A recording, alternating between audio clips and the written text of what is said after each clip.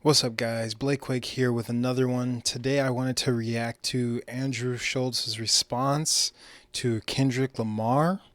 Even though Kendrick Lamar never said Andrew Schulz's name, Andrew Schulz took it upon himself to respond to the rapper's line, which I believe was "Never let a white comedian talk about a black woman, that's law." Which I'll, dig deeper into my thoughts on it. But Patrick CC actually released a video. Then I kind of want to react to it. So let's go. Kendrick Lamar delivered one line on his recent album that sent comedian Andrew Schulz on an all-out crusade to expose Kendrick for being a hypocritical liar that panders to social justice warriors for money and status. However, the more Andrew attempted to attack Kendrick, he just dug himself a deeper hole that he is struggling to climb out of. It all started in July of 2024 when Andrew hosted the UK podcast duo Shits and Gigs, whose real names are James and Fuhad. The pair are known to share their unfiltered opinions on friendship, and relationships. And although those were large talking points throughout this pod, Andrew kept obnoxiously forcing race into his questions or topics. Are there black people in the UK that are just black people? I don't know anyone who's ever known a god. Facts. Ever. No, but that's like, you're asking the wrong guys. Like, that's the whitest shit. Do they have black ones? Black people love the front like they don't love America, and the second they leave, they be complaining about where the they go. A topic called the black girlfriend effect was brought. So, first and foremost, sure, I think that, speaking about people outside of your own race, or I guess in a comedy setting, it's more socially acceptable, but I think like when you are just going black joke after black joke or Asian joke after Asian joke after Asian joke, I'm saying it gets a little old and it's tired and it does feel like you're picking on a community. Don't get me wrong, you are picking on someone or a race or a group or whatever when you are making a joke because they're the bunt of that joke. But I feel like there does require like a little bit of decorum and just kind of like spreading it out evenly, if that makes sense, like let's say I'm a comedian and I'm, speaking to this white couple and then I start telling white jokes. Sure. But it seems like Andrew Schultz's comments in regards to that were just, a bit extra, Sure, the hosts were black, but come on, man. Brought up and sparked a much larger discussion online, and even Kendrick Lamar chimed in. What is the black girlfriend effect? This You is just blow up the other culture. Yeah, so you'll see a guy who's had a black girlfriend, all of a sudden he's got a buzz cut, like clean shape up. Blows up, bro. Yeah, I like that. They shave their hair because they start losing it. Because they're so stressed around this black girl complaining about shit all the time. That's why they got to shave their hair. Nah, bro, white guys with black girlfriends, they grow a beard because there's more cushion when they get slapped the f out of. That's hilarious. I think the black girlfriend effect, it might be a protective instinct, bro. You think? Protective. Do you guys have you ever had black girlfriends? Yeah. Have you ever had white girls? Yeah. Oh wow. Okay. What's your favorite? We love them all. Yeah. Oh really? We love them. See, I think these guys fucked up. They should have said they love black women more. I don't want to put words in these guys' mouths or whatever, But, in their defense, obviously they have a black audience. Obviously there's black women that, tune into their show. But, to say that they love them all, there's nothing wrong with that.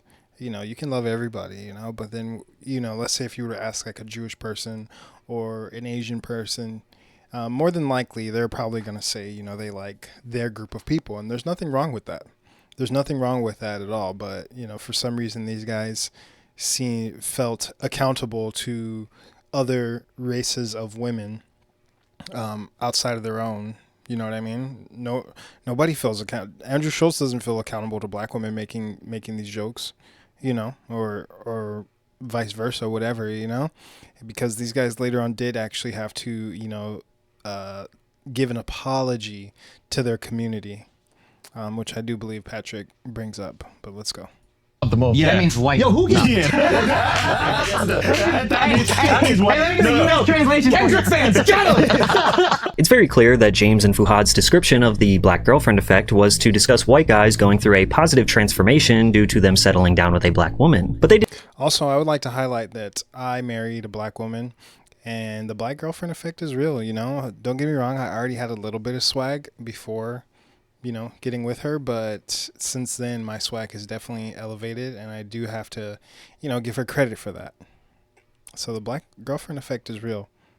They didn't make this up out of thin air. There was a trend recently on TikTok where white guys showed their transformations, such as elevating their fashion sense, growing out their facial hair, working out, or investing in self-care in general as a result of dating a black woman. It was a wholesome trend meant to... Funny story, I recently was in Hawaii, and I was with my buddy who's Mexican, and he married a black woman, right? And he was telling me like how he learned a lot about his hair and stuff like that because of her, and like he knows like the different curl patterns and like what shampoo works best for him and stuff like that.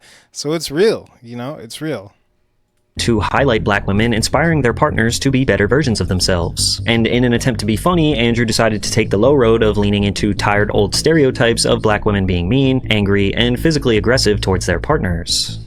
Also, I don't know any instances of black women being physically aggressive toward their partners. I'm not saying that they don't exist, because for sure it does.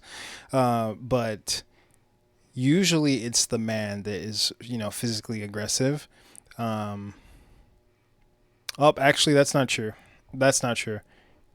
There's one instance I could think of with a friend close to me, where his girlfriend was physically aggressive with him.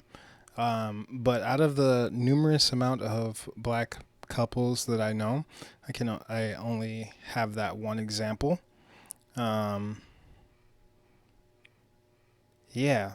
So I usually feel like, especially within the black community, when it comes to black women getting back at their partners, it's usually bringing the government involved, whether it be child support or, food stamps or whatever. It's actually incentivized. I don't know if it still is, what the current state of welfare is now, but during the 3-strike program and mandatory minimums and stuff like that, if the woman had a man in the house, she was not eligible for food stamps, and that was targeted toward the black community. Correct me if I'm wrong. Now, Andrew's audience is very much used to him making jokes about other races and ethnicities, whether it be in his stand-up act or on his podcast. Is that yours right there, bro? Latina? Okay. You gotta be careful with her. You on birth control?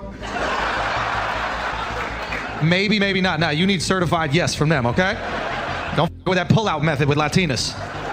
You come in a Latin girl's stomach, her belly button just opens up and takes that shit in, dog. Like fucking hungry hippos in there, dog. You gotta come on her back. That's why they call them wetbacks. That was a good ad. That's a Mexican right there. Only a Mexican could whistle like a bluebird. No oil money, and you're in the Middle East? Israeli? Oh, they don't have any oil. That's the one bad investment Jews have made. Therefore, he didn't receive much backlash initially, but James and Fuhad's audience were taken aback by Andrew's persistence to keep the conversation about race. They were also disappointed that James and Fuhad laughed at what they deemed as racist jokes. As an American, this is the most ignorant conversation, hyperfixated on race and keeping people segregated based on stereotypes. That's humorous to these people, so unnecessary. I want to go back to that. As an American, this is the most ignorant conversation, hyperfixated on race and keeping people segregated based on stereotypes. That's humorous to these people, so unnecessary. Let me see. I guess he's speaking within the realm of jokes.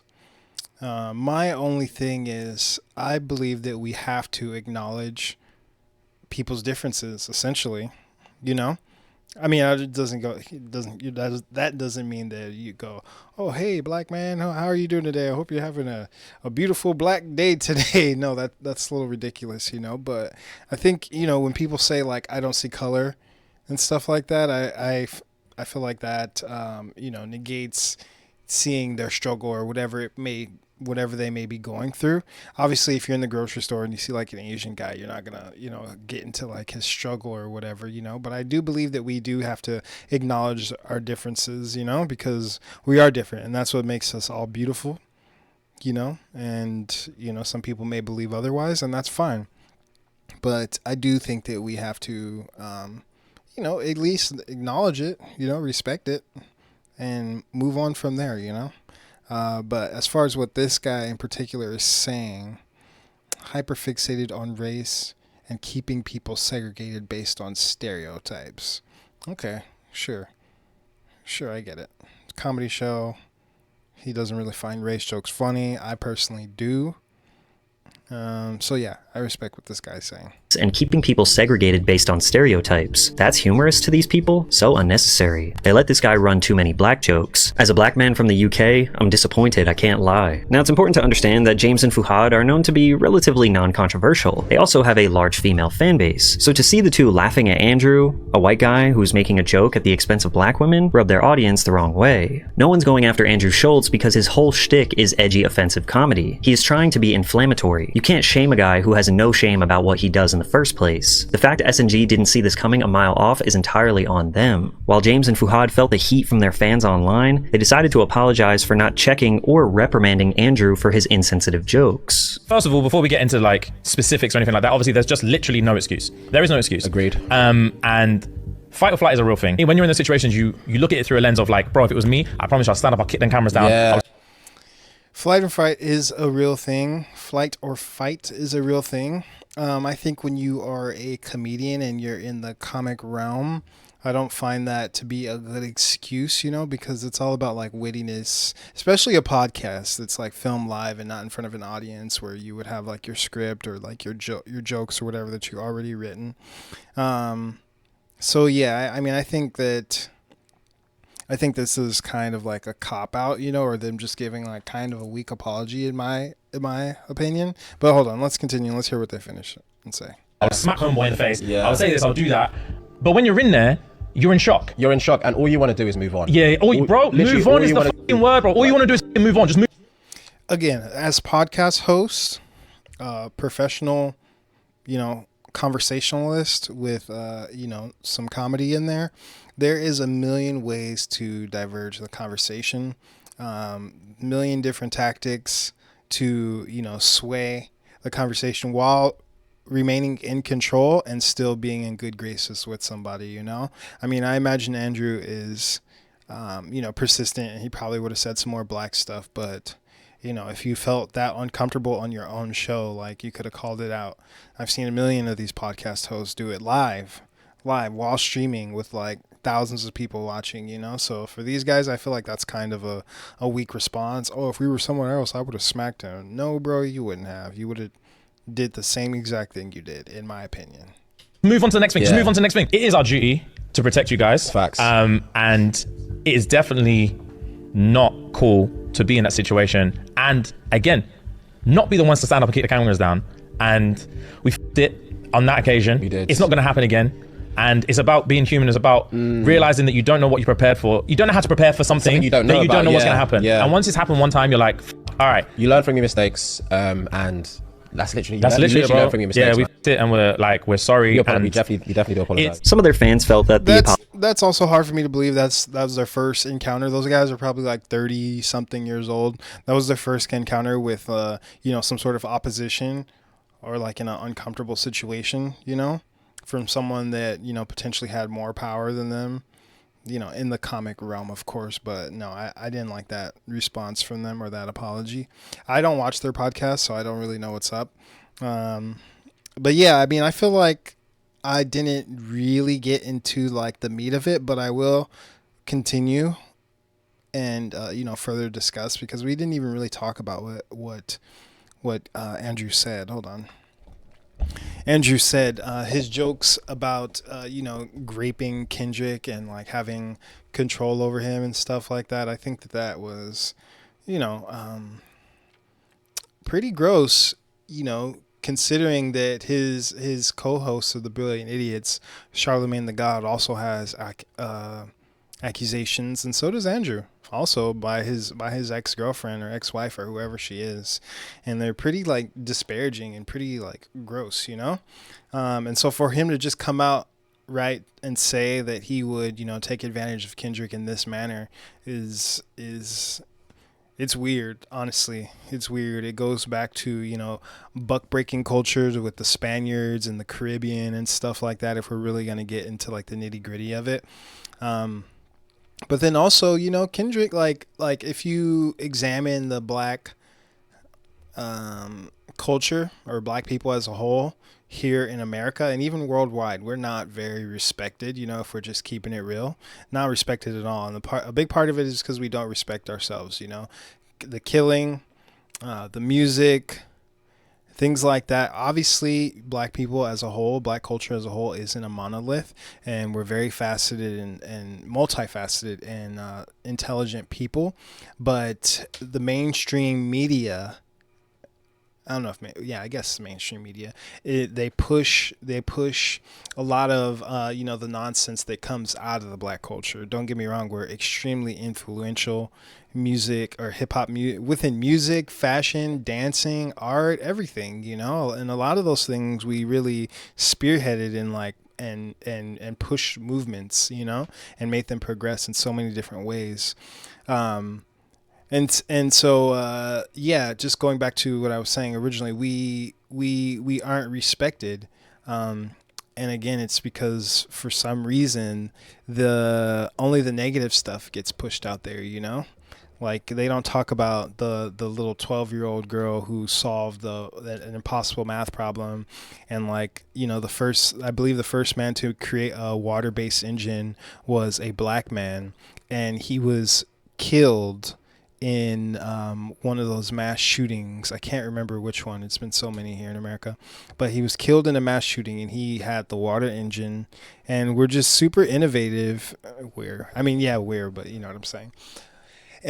But for some reason, you know, people just have this this perspective of us that we're violent, we're dangerous, we're crazy, we don't respect ourselves, we don't respect our women. But that goes on in every race. The only thing that's different is that the narrative is constantly being pushed, and this idea of us having fatherless homes and stuff like that is always in people's faces. And so, yeah, I mean, I think it's absolutely fair for Kendrick to, you know, take the shot that he did, whether it be at Andrew Schulz or whatever comedian, you know, because if you speak about any other group, of course they're going to come to defense for their women or their people, you know, but then when black people do it, it's a problem. Oh, slide. And another thing, Andrew Schulz said, he was quoting Kendrick when Kendrick said slide, and then he was interpreting slide as kill.